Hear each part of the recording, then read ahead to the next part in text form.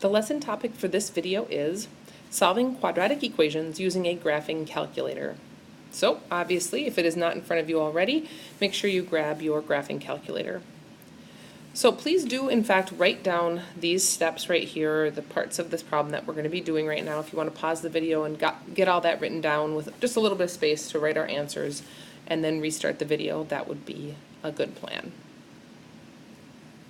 All right. So the first thing we do, as we remember from previous lessons on using the graphing calculator, we're going to put this equation into our y1. So we go to menu, go to the graphing function or feature, and then we're going to go ahead and put that in for y1. All right? So it's there, it's ready to go. And now the first question I'm actually going to ask you about is not written here, and that is simply, will this function have a minimum or a maximum value? Well, go ahead and graph it, hit draw, and you will see a parabola. And this parabola we say is opening down. Sorry about that. Opening down like this, okay? And this point right here is what we call the maximum point on the parabola. We will not have a minimum for this parabola because you know this branch here keeps going down infinitely forever, and this branch on the right hand side goes down infinitely forever.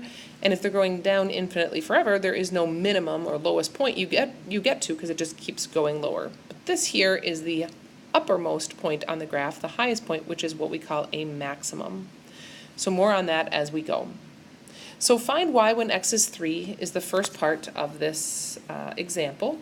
We remember that when we know the x value and we're trying to find a y value, all we need to do is go to trace, type in 3 for the x value, and enter.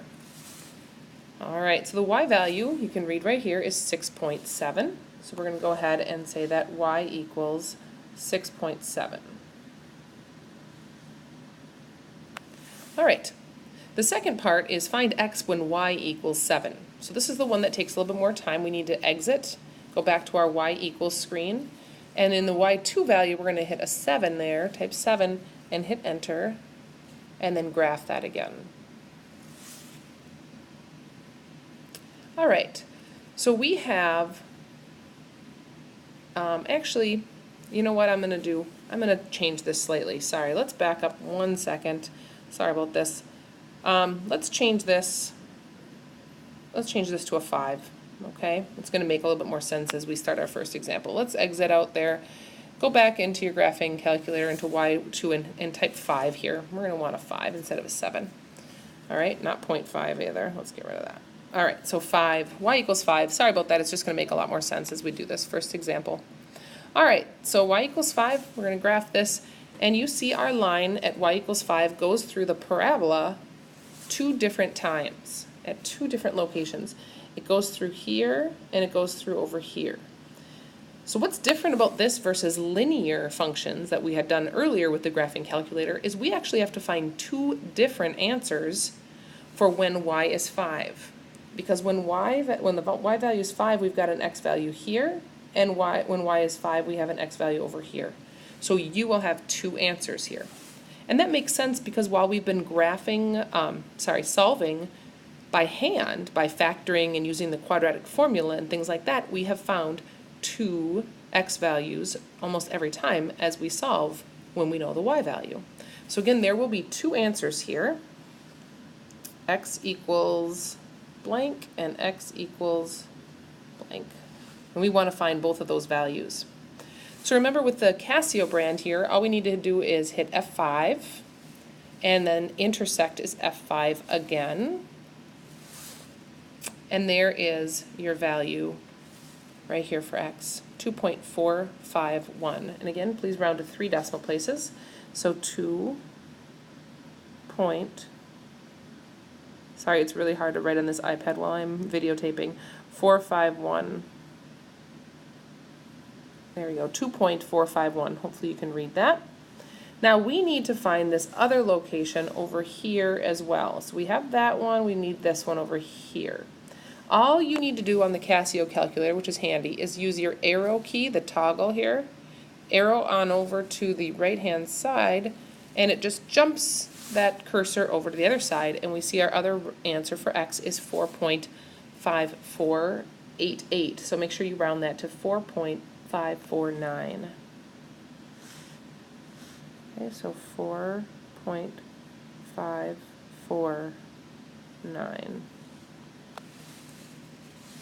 All right, so we have found our x value when we know y is 5, and there's actually two x values when that happens. All right, again, we can just jump back and forth between the two. There's the 2.451, and then back over to 4.549. All right, the next question asks us, at what value does the equation have its maximum or minimum? First thing I'm going to do is I'm going to exit out of here, and I'm going to get rid of this 5, because we're not using that any longer. And I'm going to go back to my graph. Again, our point right here is our maximum, so we know we're going to have a maximum situation here. And at what value does it have the maximum means what is the x value where that highest point will be, okay? Well, here is how we do this with the Casio calculator to find a max or a min. We are going to go to F5 again, so we hit F5, and it's pretty simple. If you see this, it says root, max, min, and y-intercept and intersect, right? Well, we obviously need a maximum for this example because that's a maximum point. If this parabola was opening upwards, we'd have to click the word min for minimum. But all we have to do is hit max for maximum, so F2, and it's going to tell us that the maximum point right there, okay, is at 3.5 comma 7.2. So at what value does the equation have its maximum? It's at 3.5. So that is our x value. So at x equals 3.5. At x equals 3.5. And what is that maximum value? So what is that topmost point on the graph? Well, the maximum value is 7.2. So when y is 7.2, that is our maximum point. Sorry about the bell there. I couldn't push pause because then this video over here would have stopped, and I don't want to do that. So anyways, that is how we use the graphing calculator with quadratic equations. We are going to, again, use that same process. When we know x, we use trace. You might want to jot that down. When we know y, we're going to go to y2, and we need to find two values. At what point does it have the maximum or minimum? We're going to use, again, F5 and max or min, in this case maximum, and that's the x value. And then what is that maximum? Well, the maximum is 7.2. All right, that's all for now. More practice with this in class.